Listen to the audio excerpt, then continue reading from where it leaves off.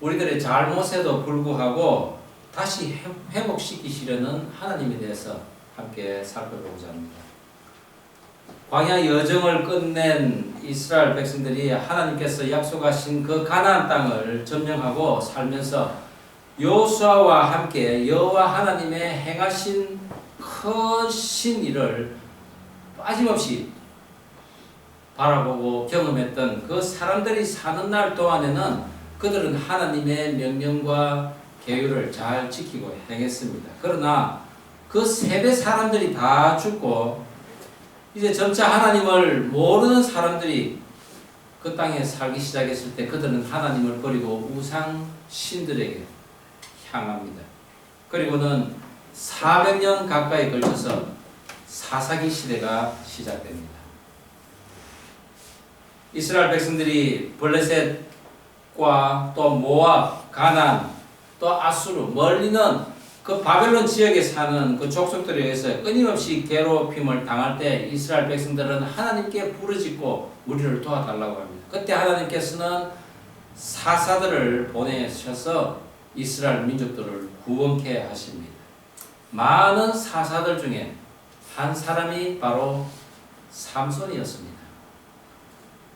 자식이었던 삼손의 부모는 아들을 줄 것이라는 그 여호와 하나님의 그 사자의 말을 듣고는 태어날 아이에게 평생의 머리에 삭도를 대지 않고 또한 포도주나 독주를 마시지 않겠다는 그런 나시린의 규례를 지키게 하며 하나님의 법을 지켜 행할 것이라고 약속을 했지만 실상 삼손은 그것을 어기고 자신을 즐겁게 해주는 그 여인들을 만나서 마침내 두 눈이 뽑히고 짐승처럼 맷돌을 돌리며 이방 고관들을 즐겁게 해주다 마침내 목숨을 잃는 그런 비참한 인생을 말년에 살았습니다. 삼손이 하나님께 드림받되었다고 하는 그 나시린으로서 하나님의 규례를 어긴 일이나 또는 결정적으로 그가 망하게 된 계기가 된 것이 모두 여인에게 속아서 한 일입니다. 우리는 한번 실패를 하면은 그것을 교훈 삼아서 더욱 견고해지는 그런 긍정적인 부분도 있지만 많은 사람들이 한번 넘어진 곳에 다시 또 넘어지는 그런 실패를 하는 것도 사실입니다. 결국 삼손은 두 눈이 뽑힘으로 비로소 자신의 그 과오를 인정하고 진정으로 회개하며 하나님께 부르짖습니다. 그의 마지막 기도가 이런 기도였습니다. 사사기 16장 28절에 나오는 기도인데 삼손이 여호와께 부르짖어 이르되 주 여호와여 구하옵나니 나를 생각하옵소서. 하나님이여 구하옵나니 이번만 나를 강하게 하사 나의 두 눈을 뺀 블레셋 사람에게 원수를 단번에 갚게 하옵소서라고 기도합니다. 이번만 나를 강하게 하사, 이것은 그가 과거에 저질렀던 그 죄과를 회개하며 하나님 앞에 나아갔다는 것입니다. 그리고 그가 부르짖었는데 이 부르짖는다는 이 단어는 바로 어미곰이 새끼곰을 빼앗겼을 때 부르짖는 그런 비명과 같은 부르짖음입니다. 또한 이스라엘 백성들이 격한 노동에서 힘들어할 때 하나님 앞에 간절히 구해달라고 부르짖었던 그 부르짖음이요, 또한 한나가 번이나로 인해서 그 마음의 격정을 느낄 때 하나님 앞에 나아가 자신의 마음을 털어놓는 그 부르짖음, 마치 죽음 직전에 온 힘을 다해서 절대자에게 내려놓는 그 마지막 비명과도 같은 부르짖음이라는 것입니다. 오늘 모세가 그런 동일한 마음으로 죽기 얼마 전에 고별 설교를 하는데 당신의 마음을 말씀의 계시와 또한 이적과 기적을 통해서 보이신 하나님께서는 우리의 마음도 보시기를 원하신다고 하면서 목이 곧은 백성들에게 십계명을 다시 주신 그 사건을 오늘 모세는 알리고 있습니다. 40일간 시내산에서 물도 먹지 않고 떡도 먹지 않고 하나님 앞에 머물면서 하늘의 그 계시를 받은 모세에게 하나님께서는 손수 돌판을 만드셔서 그곳에 십계명을 적어서 모세에게 주십니다. 모세는 이것을 가지고 자신을 기다리고 걱정하며 있을 그 백성들을 생각하면서 산 아래로 내려왔지만은 그 산 아래에는 금송아지를 만들어서 이것이 우리를 애굽에서 인도해낸 우리의 신이라라고 하며 그 앞에 절을 하고 그 앞에 뛰노는 그 백성들을 보자 모세는 그 돌판을 던져서 깨트려 버립니다. 그러나 그런 모세에게 하나님께서는 내가 주었던 그 돌판과 똑같은 돌판을 다시 만들어서 가져오라고 하시고 그곳에다가 말씀을 다시 써주시겠다고 하십니다. 깨어졌던 계약이 다시 체결될 순간입니다. 부모 세대에 의해서 파기된 그 언약을 자녀 세대들과 다시 한번 맺고자 하는 그 하나님께서는 그들에게 크게 두 가지를 요구를 하시는데 그 첫 번째는 말씀을 적은 그 돌판을 언약궤 안에 넣어두라고 하시고 또는 또 두 번째는 말씀을 담은 그 언약궤를 메고 섬김과 축복의 자리에 있으라고 하셨습니다. 오늘 저는 이스라엘 백성들에 의해 깨어진 약속을 다시 복구시며 실패를 회복으로 바꾸시는 그 하나님에 대해 함께 살펴보고자 합니다. 깨어진 언약을 다시 회복시키시는 하나님, 그 하나님께서는 첫 번째 다시 써주실 말씀을 언약궤 안에 넣어두라고 하십니다. 오늘 본문 1절 2절 한 목소리로 다시 한번 읽어보겠습니다. 그때의 시작.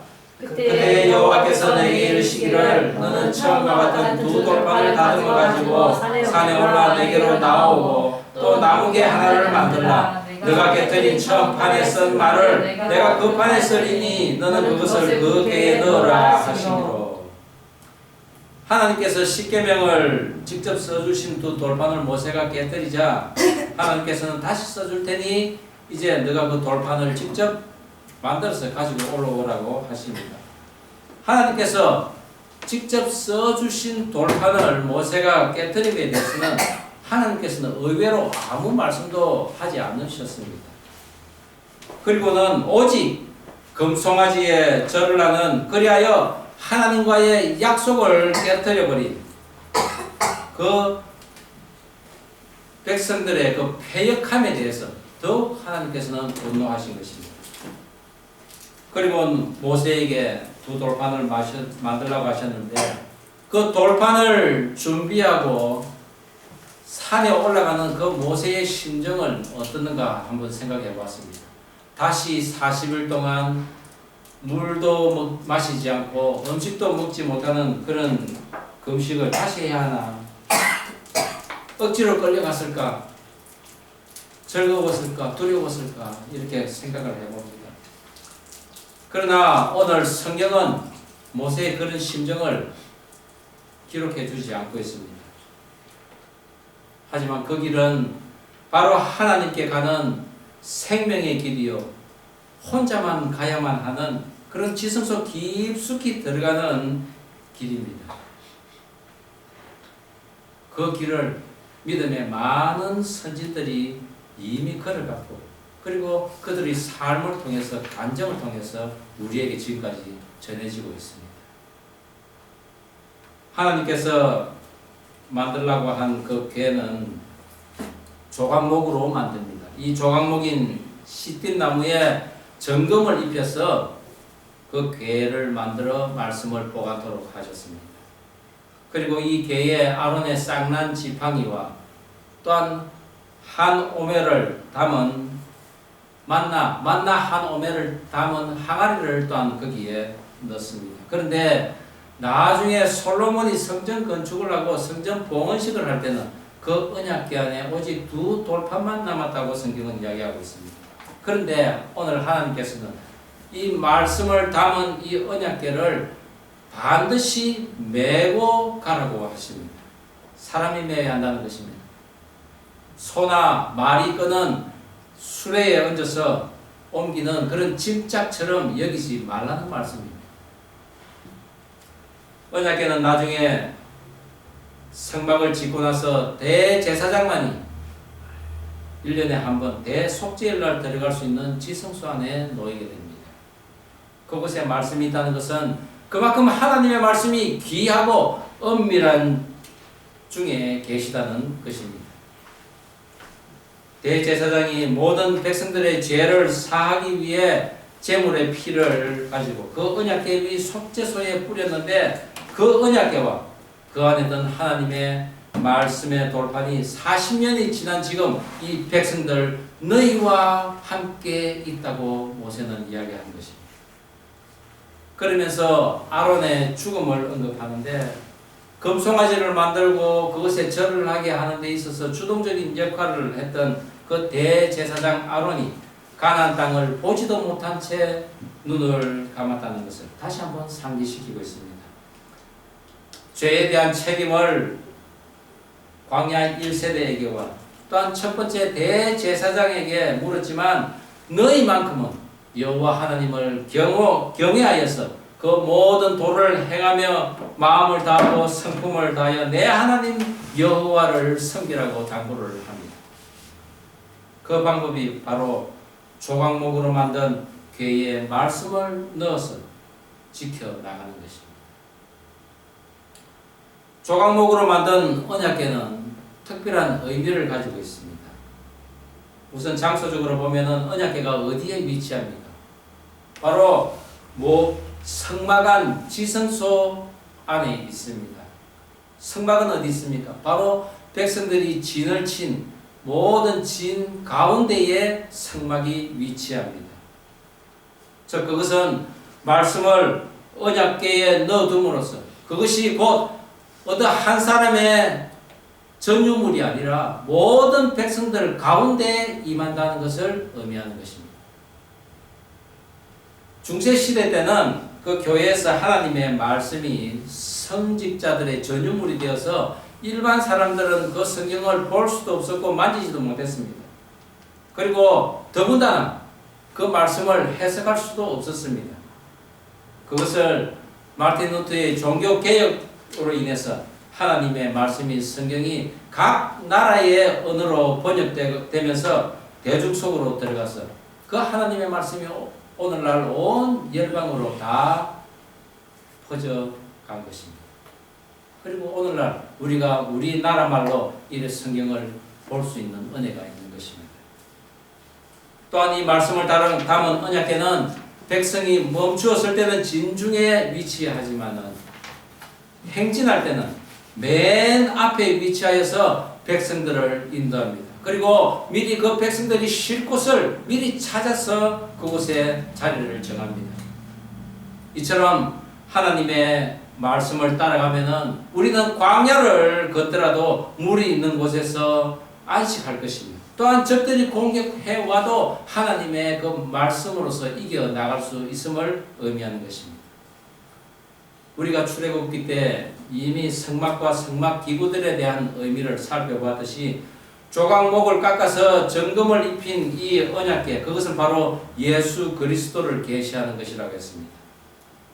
척박한 곳에서 자라는 그 볼품없는 가시나무에 정금을 입혀서 만든 언약궤는 바로 하늘나라의 그 보좌를 마다하고 죄로 얼룩진 이 땅의 육신의 몸, 그것도 흠모할 것 없는 그런 모습으로 오셔서 우리의 죄를 대신 짊어지시기 위해 가시 면류관 쓰고 십자가에서 돌아가신 예수님, 말씀이신 예수님 그 자체를 계시한 것입니다. 요한복음 14장 20절에도 그날에는 내가 아버지 안에 너희가 내 안에 내가 너희 안에 있는 것을 너희가 알리라 라고 예수님께서 말씀하셨죠.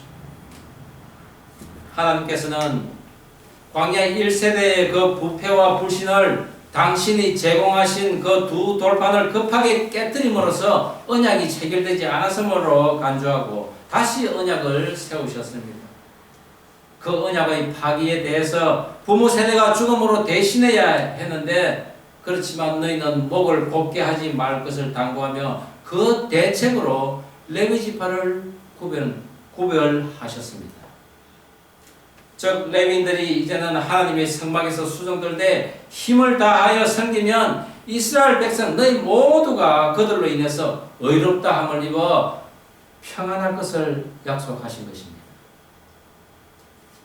저와 여러분이 지금까지 광야 1세대들처럼 살아가면서 불순종하고 무리를 지어 악의 선동을 했을 수도 있고, 때로는 하나님과 같이 전능하다고 삼손처럼 착각하는 그런 불경을 저지를 수가 있습니다. 그러나 설사 그런 일이 있었다 하더라도 너무 두려워하지 마시기 바랍니다. 다만 삼손이 자신의 죄를 돌아보고 애타는 마음으로 간절히 하나님 앞에 엎드려 기도했듯이, 우리도 말씀이신 그 예수님 앞으로 나아갈 수만 있다면 우리는 실패로부터, 상처로부터 회복될 것입니다.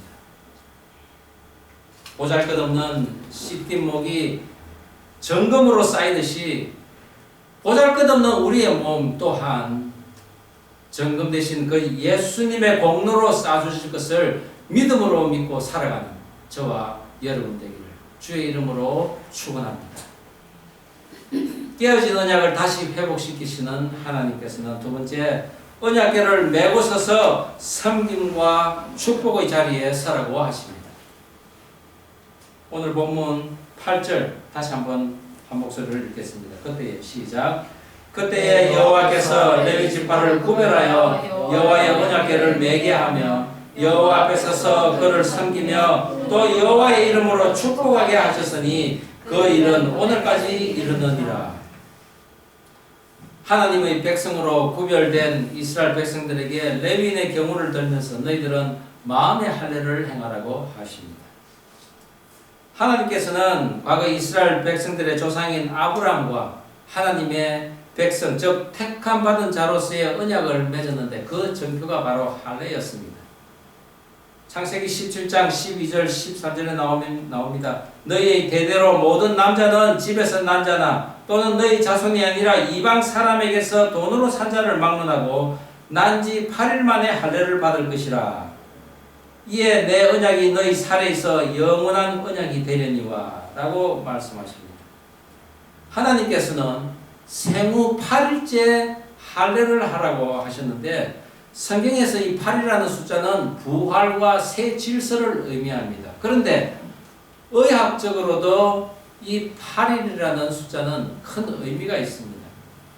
나단 스칸질로라는 의학자에 의하면은 사람 몸에는 피를 빨리 굳게 하는, 즉 혈액 응고의 필수적인 물질인 프로토트롬빈이라는 그런 물질이 있는데, 이것이 생후 3일 된 아기에게는 30%밖에 없는데 이 아기가 생후 8일 때에는 무려 이 물질이 110%나 증가된다는 것입니다. 그러다가 이것이 다시 8일이 지나고 나서는 100%로 자기 그 수준으로 이래 찾아간다는 것입니다. 정말 놀랍지 않습니까? 인간을 지으신 하나님께서는 우리의 몸 상태를 그렇게 세세하게 다 꿰뚫어 보고 계시는 분이시라는 것입니다.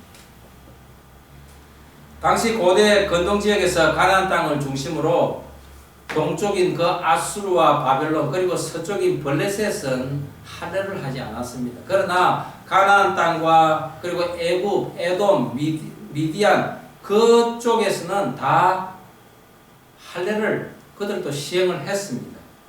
그러나 이방 종교에서는 이 할례를 어떤 성년식이나 또는 신에게 자신을 바치는 그런 일종의 통과 의례 또는 성적 상징성을 나타내기 위해서 할례를 했습니다. 그러나 하나님께서 지시하신 이 할례의 진정한 의미는 레위기 17장 11절에 나오듯이 육체의 생명은 피에 있음이라, 이 피가 죄를 속하니라 라고 했듯이 우리의 생명을 주신 그 하나님께 나의 죄 때문에 다가가지 못했지만 내 죄로 인함으로 내 피를 흘리면서 그 하나님 앞에 죄 속죄함을 받기 위해서 하나님께 나아간다는 의미인 것입니다.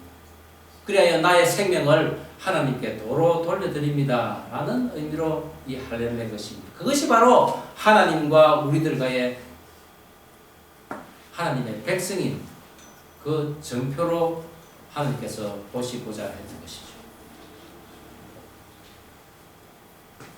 그리고 하나님께서는 그 계약 체결의 정표로 내 언약이 너희의 살에 있어 영원한 언약이 되려니와 라고 말씀을 하신 것입니다. 그렇게 하나님께서 특별히 구별하신 그 백성들인데 그 중에서도 하나님께서는 구별한 백성이 있습니다. 그리고 그 백성들을 하나님의 것이라고 했는데 바로 이스라엘 12지파 중에 레위 지파가 바로 그 지파였습니다. 출애굽하면서 6월절 어린 양의 피를 문설주에 바름으로 구원받은 모든 이스라엘의 그 장자들을 대신하여 하나님께 드린 바 되었다라고 하신 그 지파가 바로 레위 지파였습니다. 그들은 성막에서 제사장을 도와 제사를 수종드는 자들이었습니다. 이 레위인들이 성전을 섬기되 반드시 말씀이 든 그 언약궤를 어깨에 메고 또 이동하면서 지성소에 더 놓여있는 이 언약궤를 관리하면서 하나님의 전에 수종들며 만민을 여호와의 이름으로 축복하는 그런 특권을 받은 것입니다. 이러한 레위인들이 제사장들의 부정에도 불구하고 의연하게 하나님을 섬기면은 제사장들 또한 자신들의 죄를 돌아보게 하는 그런 거룩한 일을 하게 됩니다.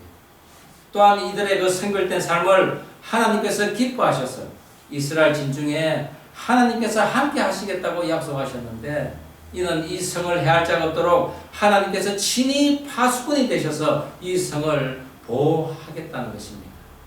그래서 그렇게 택함받은 성도 10명만 있으면 어떤 성도 무너지지 않을 것을 하나님께서 약속하셨습니다. 바로 이곳 보스턴 또한 하나님이 택함받은 성도 10명으로 인해서 보호받는다고 저는 믿습니다.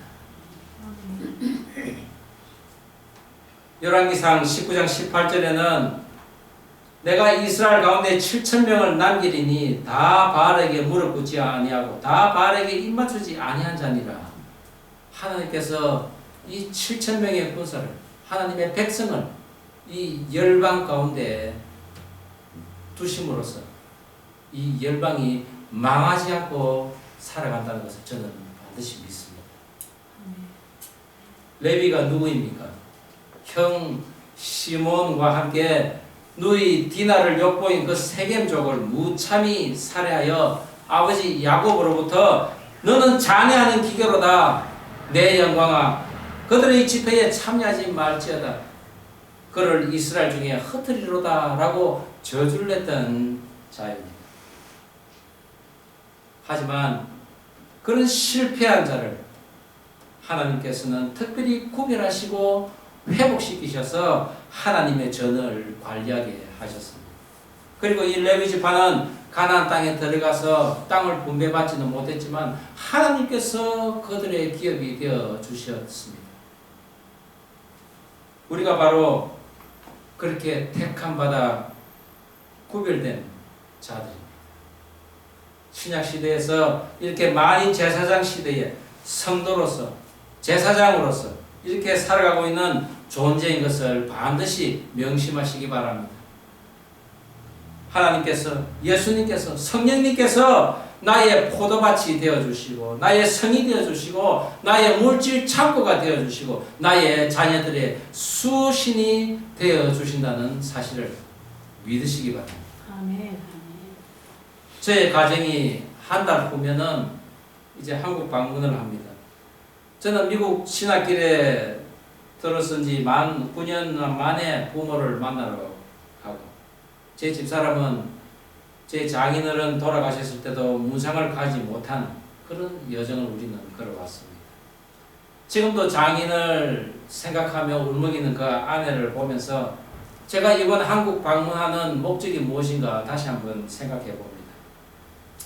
이곳에서 복음을 전한다고 하는 저의 이 모습을 한 번도 보시지 못한 제 노모 또 장모님이 한국에 계십니다. 형제들도 있습니다. 이번에 한국 가면은 제가 하나님의 그 대사가 되어서 하나님의 이야기를 아주 많이 그분들께 전해드리려고 합니다. 그저 노모를 잘 봉양해야지 한다는 그런 생각보다는 오히려 말씀을 더 가르쳐 지키게 해야 하는 그런 1번 대상이 바로 제 노모요, 제 장모님이시요, 또 우리 부모, 형제들이라는 것입니다. 이번 한국 가서 지낼 숙소를 구하려고 예전에 말레이시아에서 함께 생활하던 그 친구들에게 전화를 했더니 그들은 아직 교회를 다니지도 않는데도 불구하고 이번에 들어올 때 숙소 걱정 아무 걱정하지 말고 오직 목사님은 복음만 들고 오십시오라고 하는 그 말을 제 가슴을 쳤습니다. 제 친구, 선배, 친척 모두가 예수님을 잘 모릅니다. 전혀 들어도 본 적이 없는 분도 계십니다. 제가 이번에 방문하는 한국행에 오직 하나님께서, 예수님께서, 성령께서 기업되어 주셔서 모세가 준비한 그 돌판에 쓰신 그 하나님의 말씀을 제 어깨에 메고 가서 하나님의 능력을 친히 전하고 또한 그들에게 마음껏 축복해주며 돌아오는 그런 시간이 되기를 기도하고 있습니다. 여러분도 저를 위해서 기도해 주시고 또한 저희 가정이 한국을 방문해 있는 동안에 이 성중에 있는 작은 지구촌 방주교회라는 하나님의 교회를 지켜주시면 그것이 바로 우리를 택하시고 거룩한 백성으로 언약을 맺은 그 하나님의 충성된 성도로서의 임무를 다 하고 계시다는 것을 믿으시기 바랍니다. 레위인이 따로 있는 것이 아니라는 것입니다. 저와 여러분이 다 하나님의 구별된, 특별히 구별된 레위인인 것을 믿음으로 받으시기 바랍니다. 내가 오늘 내 행복을 위하여 내게 명하는 여호와의 명령과 규례를 지킬 것이 아니냐라고 했습니다. 우리가 비록 죄악과가 있다 하더라도 우리를 행복하게 하시려고 하나님께서 우리에게 말씀을 주시고 그것을 지켜 행하라고 하셨습니다. 그 말씀의 본체이신 예수님을 진정성 있게 믿고 섬기는 것이 바로 우리가 행복해지는 길입니다. 저나 여러분의 가정에 예수님을 모르고 살아가는 사람이 있다면 또는 진정성 없이 광야 1세대들처럼 하나님의 그 성전 마당만 밟을 그런 사람들이 있다면 이 시간 그들의 이름을 불러가며 삼손처럼 간절히 기도하는 그런 우리 모두가 되었으면 좋겠습니다. 삼손이 하나님과의 언약을 어기고 블레셋에게 잡혀서 눈이 뽑히고 또한 짐승처럼 연자 맷돌을 돌리며 블레셋 국가 그 방백들에게 구경거리가 되었을 때 그가 간절히 기도하며 부르짖음으로써 하나님께서 그에게 주신 은혜가 있습니다. 그 은혜의 말씀이 성경에는 이렇게 표현되고 있습니다. 그의 머리털이 다시 자라기 시작하니라. 저는 이 말씀이 얼마나 은혜가 되었는지 모릅니다. 우리가 비록 약속을 깨뜨린 자지만은 나는 죄인이야. 나는 이러니 하나님의 은혜를 못 받고 있어. 이런 자기감을 가질 것이 아니라 새로운 돌판을 들고 오라는 그 하나님의 음성에 적극 순종하여서 그 하나님에게 달려갈 때 그 하나님께서는 다시 한번 하나님의 말씀을 써주신다는 것입니다. 그 은혜를 저와 여러분 모두가 바라는 사람이 되기를 바랍니다. 내 마음에 그 말씀을 새겼어. 소중하게 간직하며 그 말씀을 지켜 행하는 그런 복된 삶을 저와 여러분 모두 살아가기를 주의 이름으로 축원합니다. 기도하시겠습니다. 우리 이 시간 다 함께 기도하면 좋겠습니다. 그렇습니다. 하나님, 나의 죄과에도 불구하고 나를 회복시키시는 그 하나님을 만나기를 원합니다. 하나님, 나에게 오셔서 말씀 내려 주시옵소서. 그래야 그 말씀을 나의 어깨에 메고 이제 이 힘든 광야길을 걸어가게 하여 주옵소서. 그렇지만 내 앞에는 말씀이 담긴 저 언약궤가 가고 있음을 제가 믿습니다.